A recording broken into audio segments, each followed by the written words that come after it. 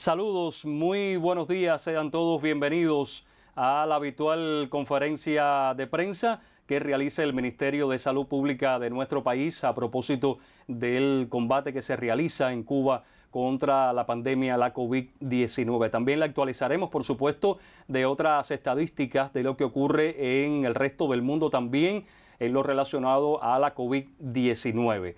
En este momento de programación especial, dando cobertura a lo que sucede en el país con respecto a la COVID-19, pues también tendremos varios materiales periodísticos y en nuestro estudio ya se encuentra la doctora en Ciencias Angelina Díaz García, directora del Centro de Estudios Avanzados de Cuba. Conversaremos acerca de todo lo que realiza este Centro de Estudios Avanzados en el enfrentamiento a la COVID-19. Ya tenemos lista la señal desde el Centro de Prensa Internacional para el inicio de esta conferencia de prensa. Adelante, compañeros. Buenos días. Como cada mañana, un placer darles la bienvenida desde la sede del Centro de Prensa Internacional del Ministerio de Relaciones Exteriores de la República de Cuba. De inmediato iniciamos la conferencia de prensa del Ministerio de Salud Pública sobre la actualización de la situación epidemiológica del país frente a la COVID-19. Nos acompaña, como ya es habitual, el doctor Francisco Durán García, director nacional de epidemiología del MINSAL. Doctor, buenos días. A ustedes, a los que hacen posible este programa y a la población que aún hoy domingo nos sigue en la televisión. Bueno, hoy con satisfacción, siempre lo digo así, tenemos el cuarto día sin ningún fallecido.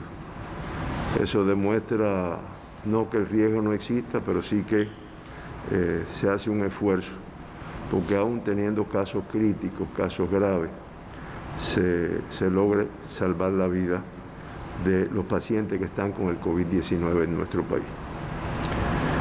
En el día de hoy, o hasta anoche a las 12 de la noche, en nuestros hospitales habían 1.048 pacientes ingresados, en vigilancia 22, sospechosos 730 y confirmados 296. En la atención primaria de salud, por nuestro personal médico y de enfermería, se vigilan 3.242 personas. En el día de ayer, nuestros laboratorios procesaron 2.083 muestras en el pesquisaje de COVID-19. Me pedían que lo desglosara por laboratorio. En el IPK, una cantidad importante, 1.196. En los laboratorios de biología molecular del Centro Provincial de Villa Clara, 406, otra cantidad importante. En el Centro Provincial de La Habana, 282. En el Laboratorio de Santiago de Cuba, 199. Son los laboratorios que procesaron el mayor número de muestras ayer en nuestro país. Como resultado de esos estudios, resultaron positivas 10 muestras, o sea, se confirmaron 10 casos.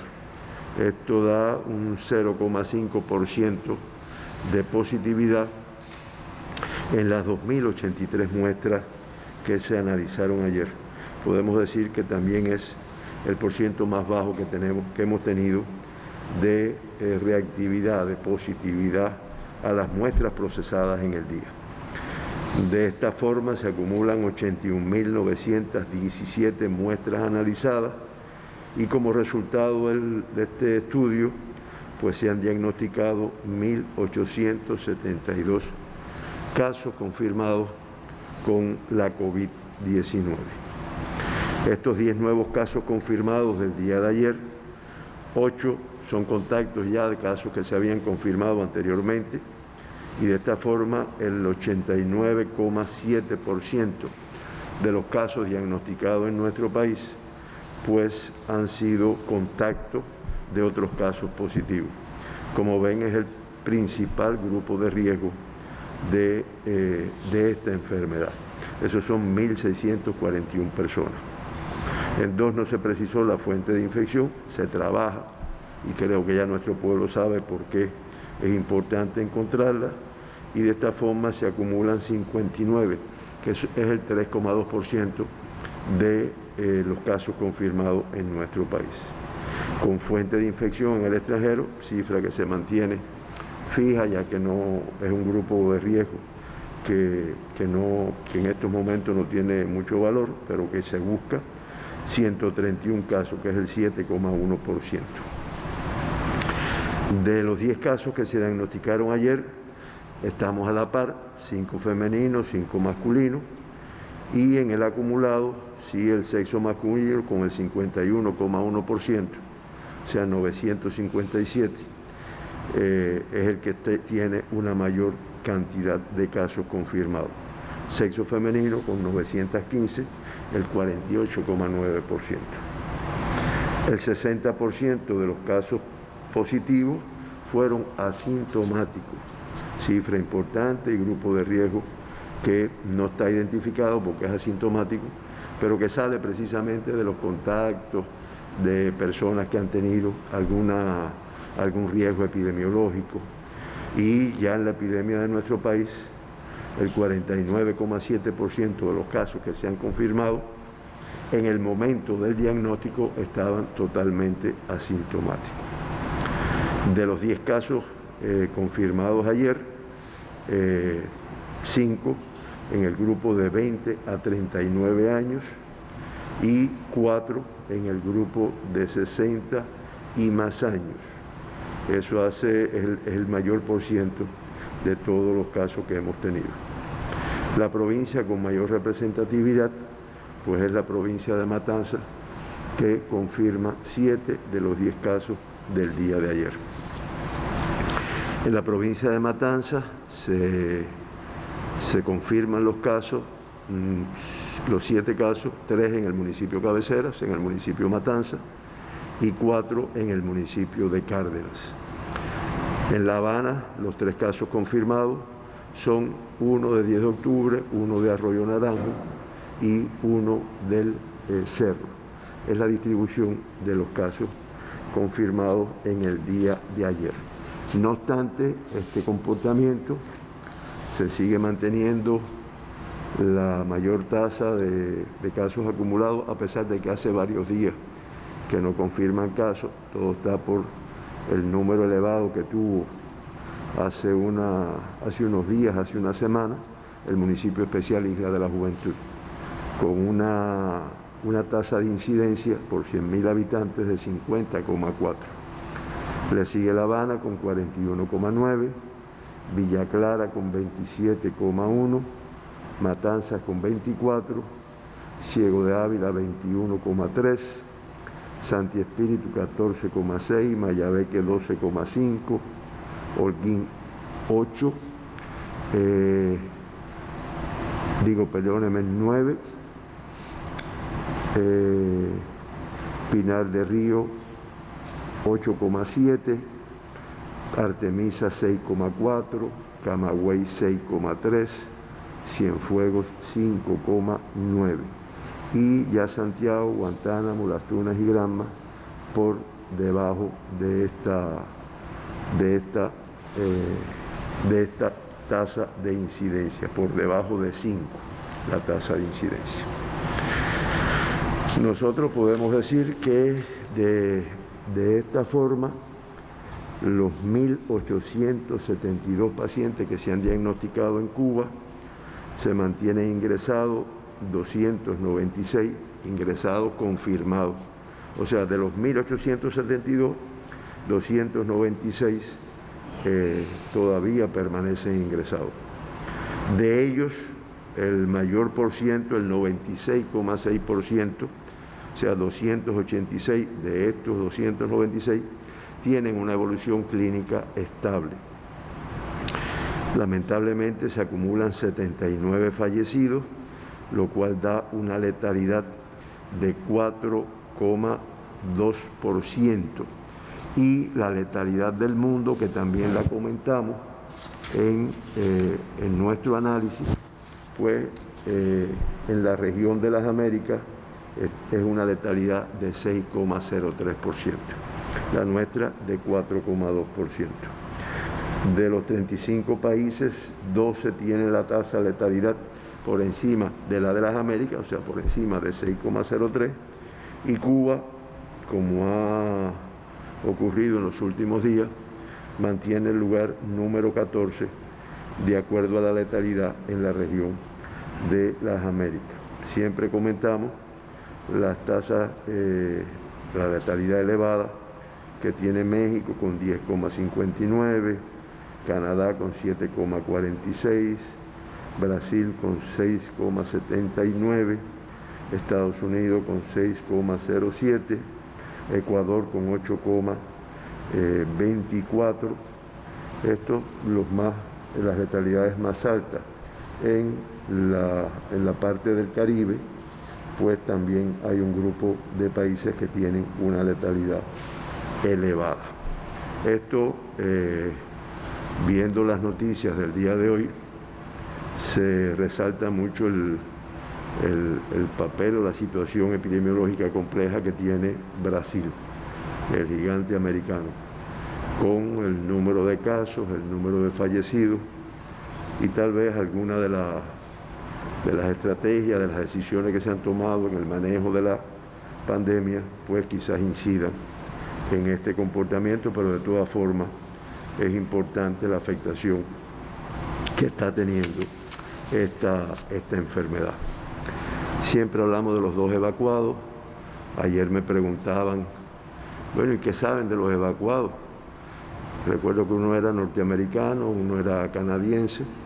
Eso fue prácticamente al principio de la pandemia y tendríamos que averiguar. Realmente no hemos tenido noticias, sabemos, o sea, no hemos tenido noticias de que se hayan complicado, que hayan tenido ningún problema, porque además cuando se evacuaron de nuestro país tenían un comportamiento estable, que fue lo que permitió que pudieran ser evacuados en ese momento.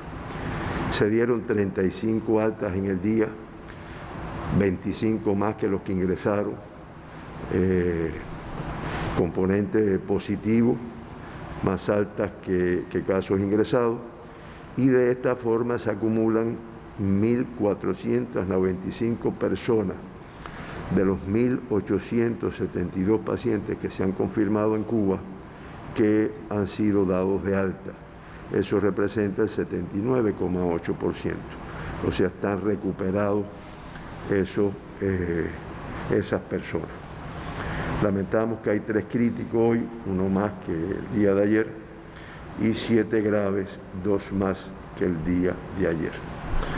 Los 3 críticos, 2 son de aquí de La Habana, uno en el Hospital Salvador Allende y uno en el Hospital Dr. Luis Díaz Soto, y uno en Villa Clara, en el Hospital Militar Manuel Fajardo. Son los 3 críticos que tenemos en el día de hoy. De los 7 graves, 4 son de La Habana, 3 del Hospital Salvador Allende, uno que está en el Hospital Militar Dr. Luis Díaz Soto, 2 están en la provincia de Matanzas, en el Hospital Mario Muñoz Monroy, y uno en la provincia de Holguín, en el Hospital Fermín Valdés Domínguez.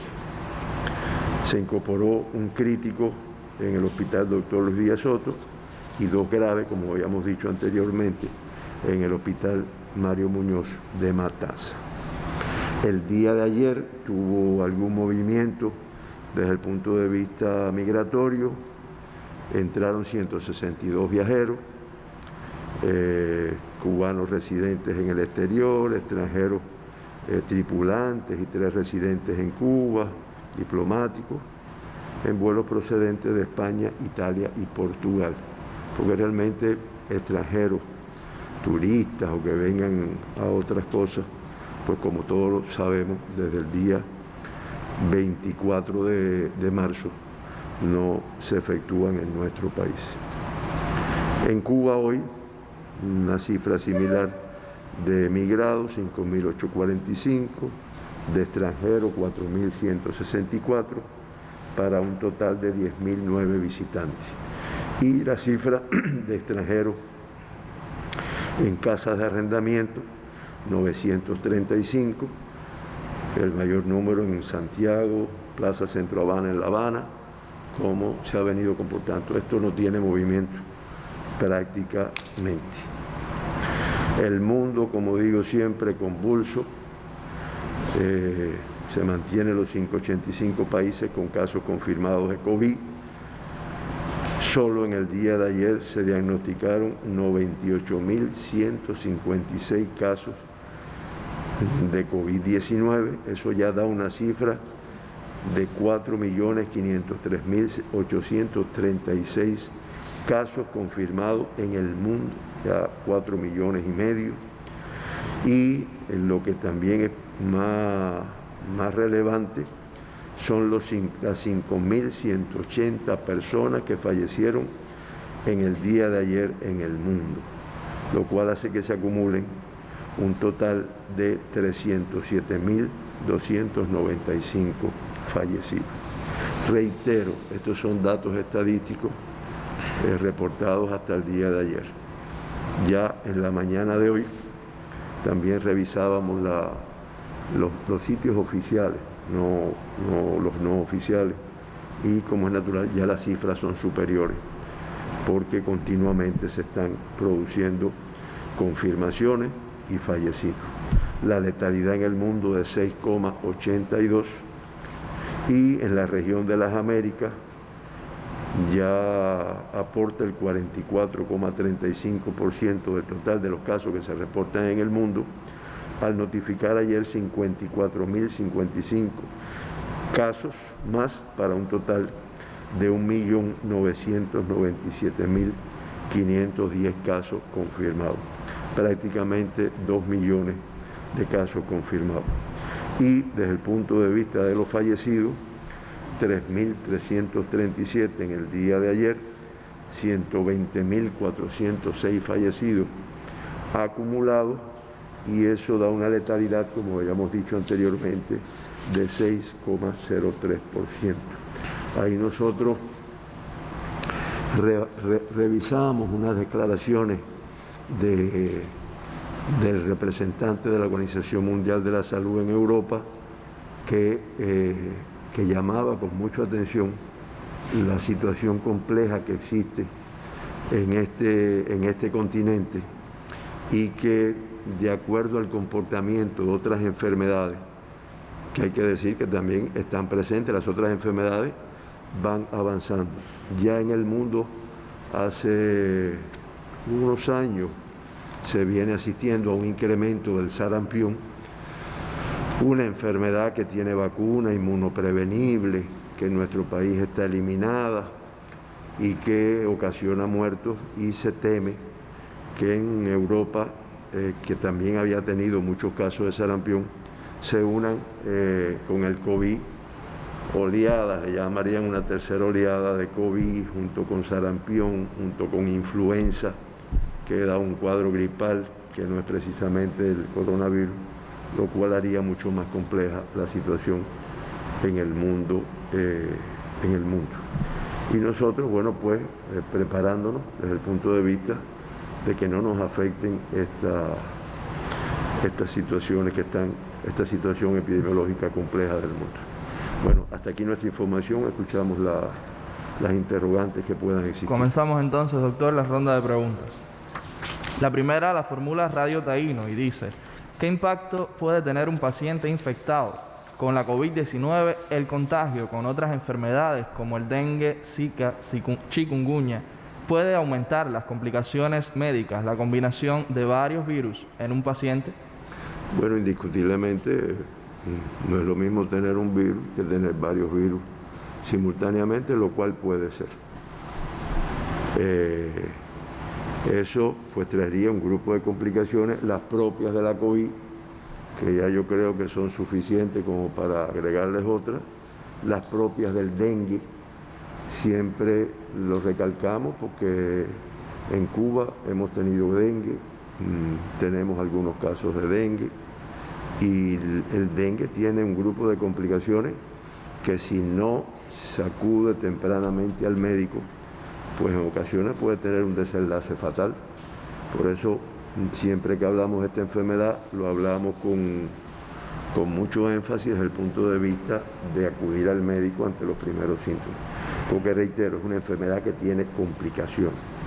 El Zika, recordamos, cuando lo tuvimos en Cuba, ya hace más de 2 años que no tenemos epidemia, casos aislados, que era una que transitaba un poco con menos complicaciones, aunque tenía 2 complicaciones muy importantes. Uno es que en algunos casos se producía un cuadro neurológico que es el síndrome de Guillain-Barré, que muchas veces es fatal, o sea, le cuesta la vida a la persona, y las embarazadas que padecen Zika tienen el riesgo de tener malformaciones congénitas, microcefalia del niño y demás.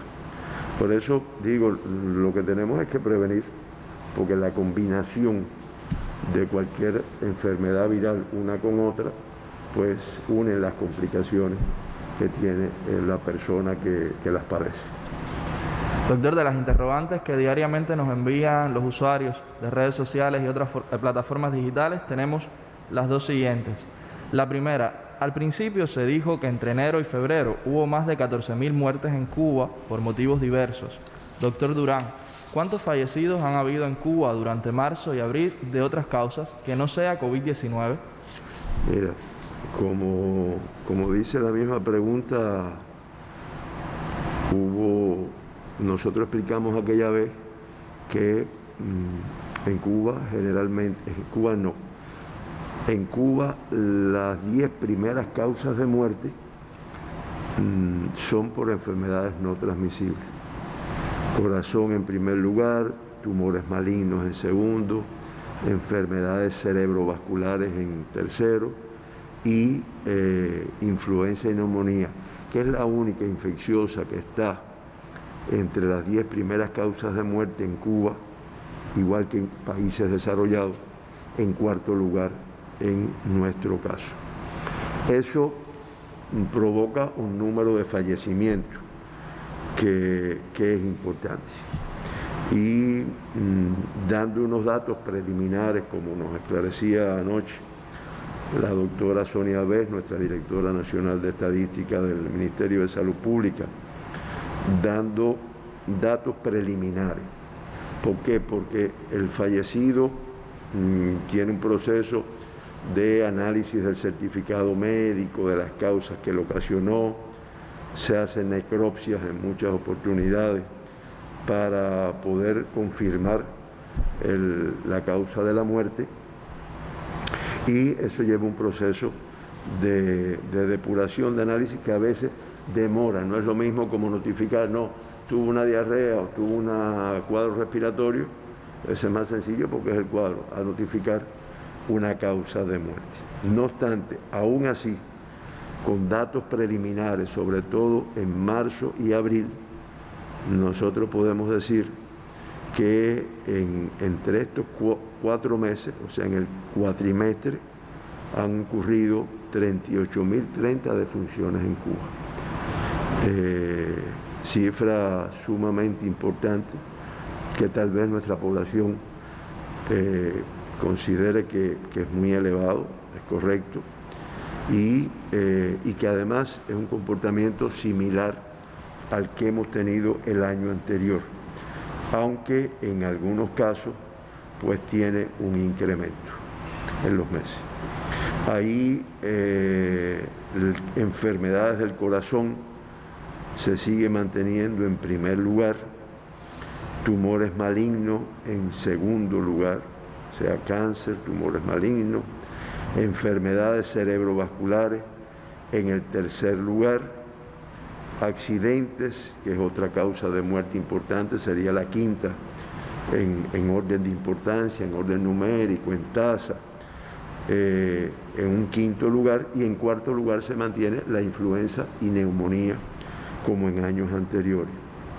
Pero podemos decir que este año el comportamiento con respecto al año anterior no ha tenido un incremento significativo.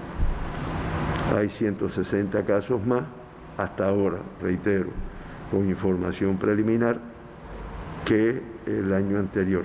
Por lo tanto, no podemos hablar de que la COVID esté influyendo en este indicador. Y ya que me hacen la pregunta, pues yo tengo que aprovechar porque estas son enfermedades que, como ven por las cifras y siempre decimos, nos matan a los cubanos, nos matan a muchas personas en el mundo. Este es el comportamiento de muchos países del mundo, sobre todo los países desarrollados, y que no tienen vacunas hasta el momento. Independientemente de que en Cuba y en otros países, pero bueno, en Cuba el cáncer tiene algunas vacunas que permiten una evolución favorable de las mismas. ¿Y con qué tienen que ver? Con hábitos y costumbres, que en el ser humano es lo que cuesta más trabajo. Y entre esos hábitos y costumbres pues está el alcoholismo, está el tabaquismo, están los malos hábitos higiénicos dietéticos, y de eso hemos hablado aquí relacionado con el COVID. Está la falta de ejercicio físico, que hoy pudieran decir, bueno, pero si es que no puedo estar en la calle o en los gimnasios haciendo ejercicio, pero bueno, aquí todos los días vemos a Rebeca, vemos muchos programas en los cuales te acompañan a hacer ejercicio en la casa, te explican, vemos a los deportistas famosos nuestros haciendo sus ejercicios en el patio de su casa. Por lo tanto, esa no es la causa, porque cuando se puede hacer, muchas veces no hay ese hábito. La sal y el azúcar, no pierdo la oportunidad para no hablar de las grasas, que en eso sí la población aprovechar que ahora estamos en la casa, que tenemos más tiempo para reflexionar, no es precisamente para tomar más bebida, pero sí para reflexionar, y solamente modificando hábitos y costumbres y conductas podremos ir disminuyendo todas estas causas de muerte de nuestro país. Me disculpan, pero tengo que aprovechar, ¿no?, para que también nuestra población participe de la autorresponsabilidad. Otro usuario comenta: el decano de la Facultad de Matemáticas y todos los que hablan sobre las famosas curvas nunca han dicho cuáles son las variables que se tienen en cuenta para hacerlas.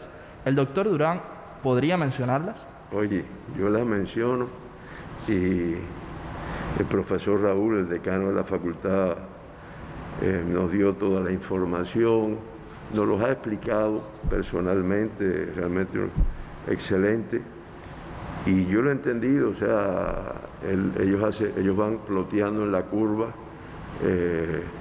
los casos activos, van hacen la relación entre casos de alta, casos que se confirman, lo que va quedando. Él me envió, y yo se los leo, ¿no? O sea, él me explica que las variables son los casos infectados, esos son los casos confirmados. Digo, las variables para hacer el análisis, los casos que se han recuperado, los que están de alta y los que están fallecidos. Eso es lo que nosotros, o sea, se le llama los casos activos, ¿no? Que son los casos que se confirman, menos los fallecidos, menos los que se recuperan, que, como digo yo, son los que están todavía ingresados con la enfermedad, así como el número máximo estimado de las personas que enfermaron. A partir de esos datos se hace un sistema de ecuaciones diferenciales ajustando los parámetros y se obtiene la curva que predice el comportamiento de los confirmados y los activos. Estos son los elementos que se tienen para el análisis. Hay dos tipos de gráficas: la de activo, que todo el mundo, nuestra población ya sabe lo que estoy hablando, y la de casos acumulados. Esa es la información que puedo dar, y es técnica, es muy técnica, que hay que analizarla, pero sí lo que podemos decir, para no entrar en estos tecnicismos, es el valor que está teniendo las acciones que se han realizado en nuestro país, las que se mantienen, las que se arrecian, dirán, pero tenemos una situación más o menos favorable. No. Y creo que nuestro general de ejército, nuestro presidente, nuestro primer ministro, nuestros viceprimeros ministros no descansan, y diariamente insisten en que todo lo contrario. Los consejos de defensa provinciales vemos cómo discuten y a veces toman medidas específicas en los territorios para todavía apretar un poco más y que se evite la introducción o la multiplicación de la enfermedad. Y de hecho, un día analizaremos los eventos que se han producido en Cuba y veremos como muchos ya han ido cerrando, de los que hay yo creo que más del 50%, y es con las medidas de restricción que se toman en esos lugares para su control. Por eso, nada de positivo en disminuir lo que estamos haciendo. Así terminamos, doctor, la ronda de preguntas. Si usted tuviese alguna última aclaración. Oye, creo que es suficiente ya para agotar a la población un domingo por la mañana. Muchas gracias a ustedes, muchas gracias a todos los que posibilitan esta conferencia y al pueblo, a las personas que nos acompañan todos los días a las 9 de la mañana. Muchas gracias y nos vemos mañana. El agradecimiento también para usted, doctor, para los corresponsales por sus preguntas, para los usuarios de redes sociales y otras plataformas digitales y, por supuesto, para todos los que nos siguen. Nos vemos en la siguiente conferencia.